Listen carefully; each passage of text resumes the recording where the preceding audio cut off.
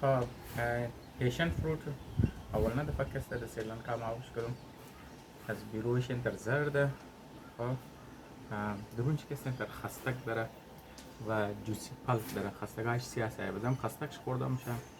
هم چیزیش ما خبر نیم نام بده چت پیشن فروت میگه پیشن مطلب گو چیز که تو از حد زیاد خوش داره یا جذبه داره دوارش کسی بس ما مزيش دیگه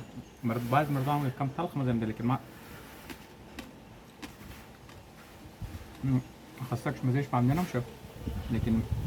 اما جوز شکسته کم تر تروش مزه بس ما خوش ما تروش مزم ده لیکن رفرشینگ رنگی لیمون ورنیه لیکن مالتا وریا موستلی کم تروشتر